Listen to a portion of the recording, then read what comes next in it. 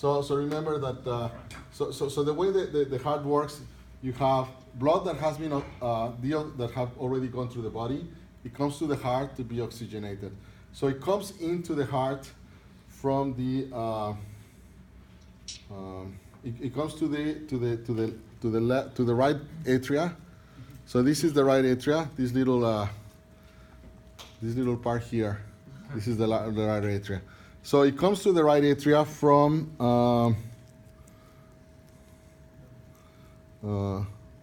Elisa will correct me, right? It's from the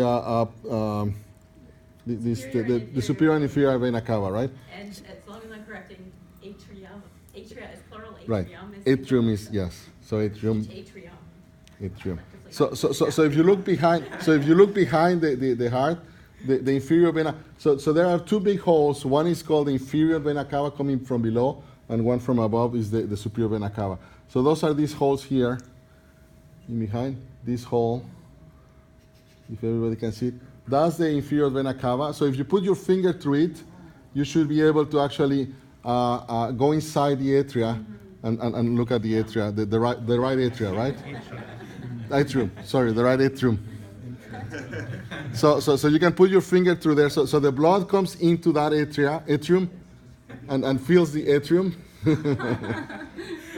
So did everybody put the finger in there? Unfortunately, ours is cut too much. Oh, that's true. Some of your hearts are cut too a little bit. 2 hearts are cut too low, right? All right, you guys in the back, you got it in the atrium. All right, so that's now somewhere there above the inferior. There's another one which is the superior vena cava. So there's another one just almost just on top of it. The superior vena cava is wider than the inferior one, right? It depends on where did they cut it, and then you should reach the same atria from there, right? So that's the blood is coming through that atrium, from the body, right? So now from there is going to go into the right ventricle, right? Okay, so what we can do is cut the atria. So one thing I want you to make sure that you see is that the atria and the ventricles are all connected, right? Structurally, physically, but electrically they're disconnected, right? You saw in the movie that there's activation there. So even though they're connected together, there's only one path electrically where they're connected through the AV node, right? Now, okay, so let's see if we can see, and the electrical signal goes in that atrium.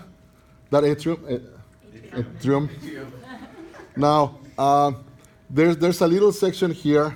Is in all the books is red, so you should look for a red dot. That is the SA node.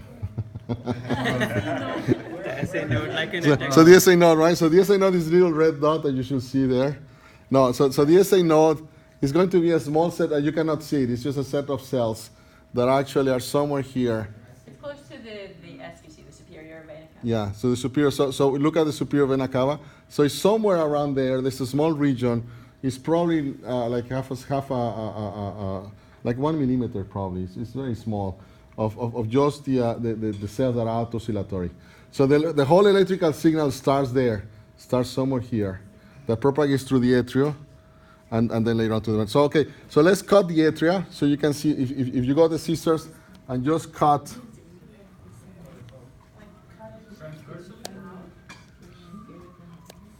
Just so you can separate it a little bit. You can cut it slowly. So now you can. So now you can see how complicated the inside is. You see those little pectinate muscles? So those are the pectinate muscles that are very, all these complicated structures inside. No, this is just pectinate muscles. And now if you open to see the inside of the ventricle, now this is going into the ventricle, right? So the blood goes from the right atrium to the right ventricle, right? Mm-hmm. So it's going to get pushed here, and if you see, we can open a little bit more. I'm going to cut here a little bit, and you can see the valve, and the valve is very thin. Let me see. This is the valve. You see this little. So I'm going to cut actually the.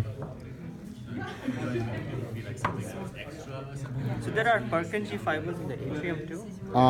No. But Not what really. was the complex fibers you were showing? Oh, this is it's muscle. Okay. It's pectinate muscles.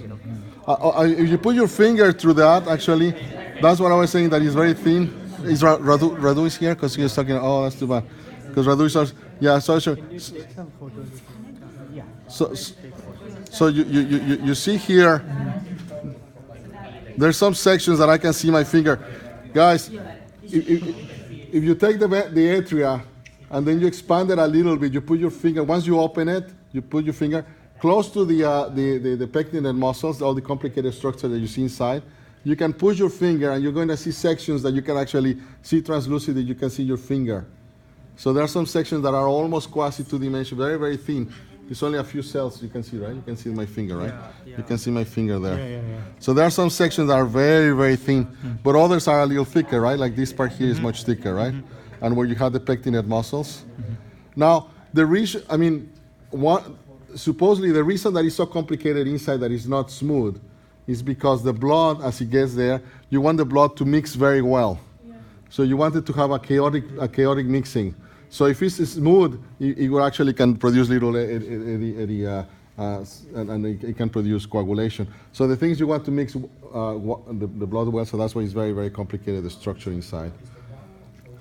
Now, as you cut there, you can see then inside the valves. So you see the valves. The valves are actually very thin. It's surprisingly that I actually can support so much pressure. Do you guys see the vessel? So where have you cut? Because I think everybody's sort of, talking because everybody's confused. And Okay, then so- you keep Ideally, talking. So let me go cut it. Yeah, Yeah. can you guys figure out if you can anybody figure out how to? Sure. Either this camera or another camera, just to show on the screen. So Gurdeep, I think this session will